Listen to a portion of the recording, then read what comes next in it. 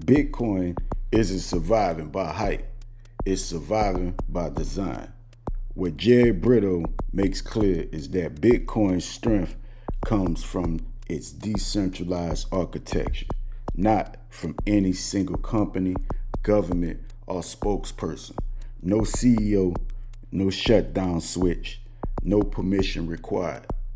Every cycle tests Bitcoin regulation volatility, narratives, and every cycle it adapts without changing its core rules. That's the signal. A system that bends without breaking. The key takeaway though, Bitcoin doesn't need belief to function. It needs nodes, miners, and math. As long as people can verify it independently, it remains neutral money in a world of increasingly controlled financial systems. Bitcoin is here to stay because it solves a problem that never goes away. Trust without intermediaries. The dollar has nothing to fear, I don't think, from Bitcoin. Hi, I'm Nick Gillespie for Reason TV, and today we're talking about Bitcoin with Jerry Brito. He is a senior fellow at the Mercatus Center, and he's the editor and contributor to a great anthology called Copyright Unbalanced. Jerry, thanks for talking to us. Thanks for having me. Bitcoin is a decentralized currency. It's because there is no central bank in Bitcoin. Talk a little bit about how it operates as a, as a thing. So that's one of the main features of Bitcoin, is that it's a decentralized digital currency. And what this means is that there's no central bank. There's no central banker that can decide to increase the money supply. The other aspect of it is a payment system, right? So that's the other part of being a decentralized currency. By being decentralized, this means that there is no central bank, but also no Bitcoin company, right? So if you think about the way we do online transactions today, you can think of PayPal. And so why do we need PayPal? Why can't I just send you cash over the wires the way I send you an email?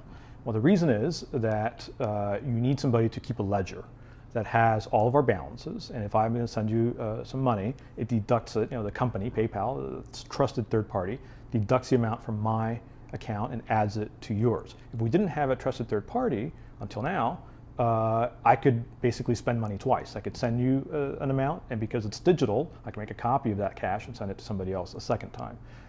Bitcoin solves the double spending problem without employing a sort of trusted third party. And the way it does this is that the ledger that you need to keep is distributed peer-to-peer amongst all of the users of Bitcoin. And it's basically when you spend a Bitcoin, it goes out of your account, it goes to whoever you send it to, and that's it. And that's it. And basically all of the other nodes, it's kind of like BitTorrent, right? So you just all join peer-to-peer. Your transaction is completely public, and it is transmitted across the entire network, and it's reconciled by everybody. And everybody sort of vouches like, yep, this is. What kind of transactions is Bitcoin most often used? Right, so probably the most popular use of Bitcoin right now is gambling. Probably approximating 50% of transactions on a Bitcoin network are gambling. The other ones you can imagine is like retail or selling of goods and services. For example, WordPress.com is probably the most prominent company that takes Bitcoin, also Reddit.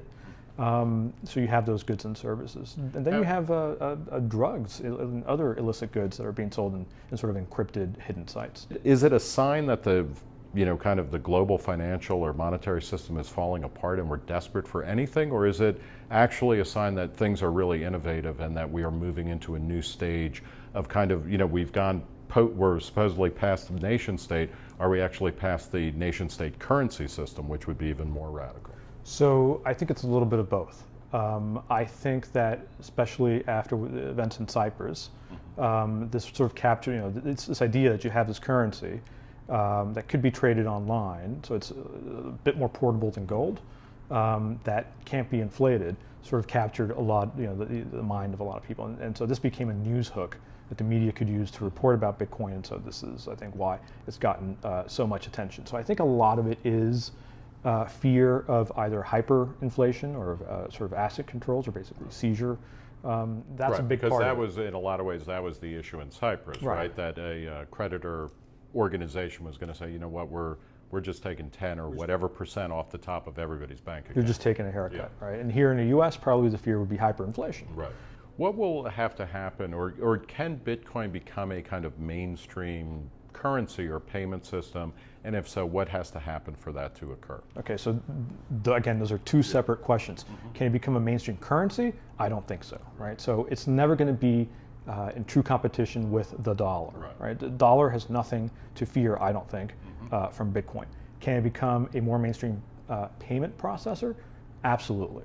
We're already seeing this. There's a company called BitPay, which sort of has jump-started this. What they do for their clients, which includes WordPress.com, they basically allow the seller, so let's say it's WordPress selling blogging, premium blogging services. Somebody in Iran wants to buy some of this. It's a dissident, wants to put up a blog.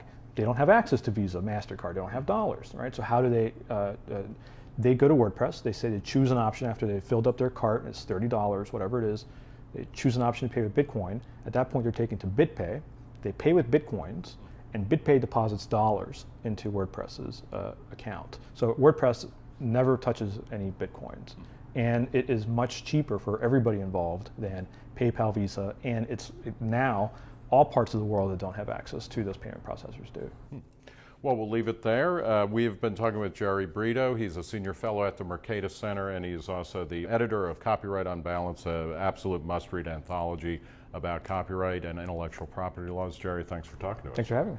For Reason TV, I'm Nick Gillespie.